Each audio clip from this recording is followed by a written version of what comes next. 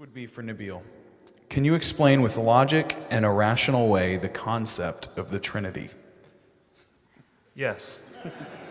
Great. Next question. No, that's a very good question because it is so idiosyncratic to the Christian faith, and it is extremely important to understand. When I first wrestled with the Trinity, I found it to be very difficult. In fact, I was taught that the Trinity was veiled polytheism. Being raised in a Muslim home, especially with verses from the Quran like Surah Al-Ma'idah, verse 73, it made it pretty clear to me that the Trinity is a belief in three gods, not one. And when I asked the average Christian to explain what the Trinity was, I usually didn't get anything more than a blank stare. And they would say, well, it's 3 in 1. And I'd say, well, what does that mean? You know, it's 3 in 1. It's like, well, that's a shampoo, not God. Tell me, what do you mean 3 in 1? And generally speaking, I wouldn't get a response. I'm going to cut to it so that we can have more questions. It's important to be able to articulate the doctrine of the Trinity if you believe in it. If you believe in it, be able to articulate it. Otherwise, you don't really know what you believe in, and you don't actually believe it. You want to believe it, but you don't know what it is.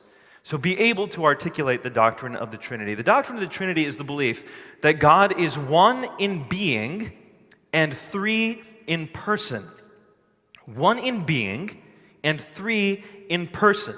So right off the bat, it's not a contradiction. Because if I were to say it's 1 in being and 3 in being, that is a contradiction.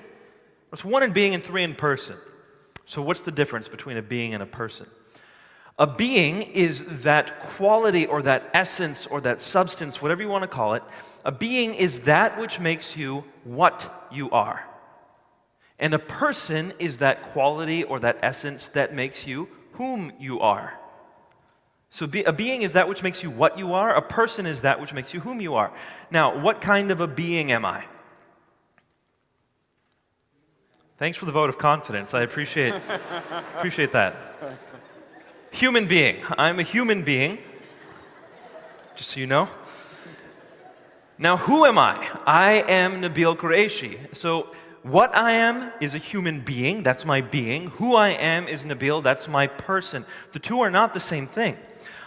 All of us in here share essentially the same type of being that we are. We are human beings, but none of you share essentially the same kind of person that I am. We're all different persons. So the characteristic of a being is very different from that of a person. I am one being with one person. God is one being with 3 persons, Father, Son, and Spirit. Is there anything like that on this earth? No. But does that mean God cannot be one being in 3 persons? Absolutely. It means he can be that if that's what he is. There's no way we can know these deeper things about God apart from revelation. I do think that there is enough evidence in this world for us to conclude that God exists. I think it is the most rational conclusion. It's the most, it covers the most data, it makes the most sense, it fulfills, I think, the criterion of Occam's razor. I think it works. But how much can we know about God after that point? I think revelation is necessary to know the deeper things about God, and this is one of them, that God is 3 in 1. Tied in with this concept then of Trinity is also the idea of the persons of God. What does it mean for Jesus to be the Son of God? What does it mean for God the Father to be the Father? These are different roles in the Trinity, and oftentimes people see the term Son and then impute inferiority to the Son.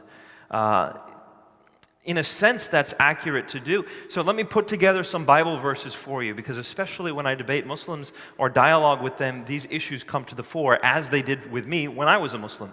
Some people will say that Jesus says things like in the Gospel of John, he says, the Father is greater than I. How is it possible that Jesus is God when he says, the Father is greater than I? And I would answer that question by saying, in our organization, Uncle Ravi Zacharias, he is the CEO of the organization. He is greater than I am. I'm at the bottom of the totem pole, he's at the top. And right now I'm earning brownie points. So he is greater than I am, but he is a human, just as I am. So his being is essentially equal to mine. He's a human being, I'm a human being, we're equal in that sense, but his role is greater than mine, and I'm inferior in that sense. So when Jesus says the Father is greater than I, the being is equal, the role is different. And this is how the Trinity all comes into focus when we start reading the Scripture. One last thing I want to close with is some people will say to me, but Nabeel, the Trinity is not present in the Old Testament. This is something new that Christians came up with. I don't think so.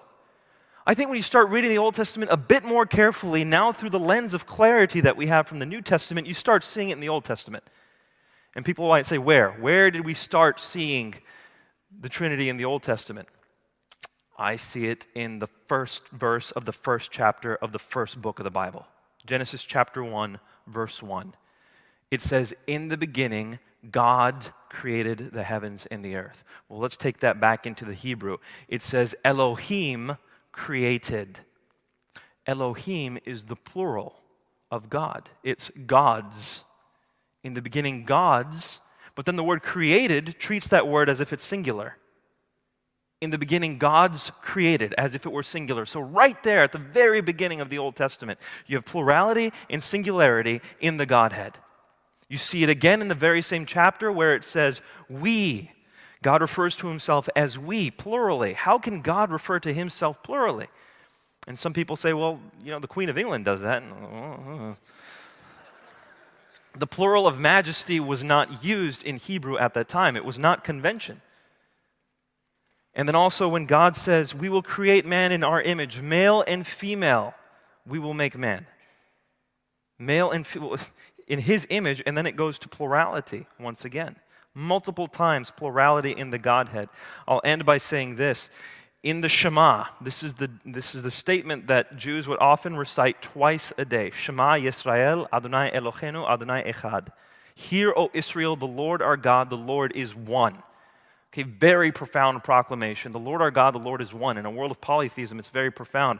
But that word one, echad, is not used to describe a singularity. It's used to describe something like a cluster of grapes. You would refer to the entire cluster as one cluster. That's what the word echad is. So even in the Shema, we have shades of the Trinity. It's just clarified through the person of Jesus, and it explains so much of what happens in the gospel. And I think, there's a lot more we could discuss here, but I think it's one of the most beautiful teachings about the depth of God's character and how he is unlike anything in this universe.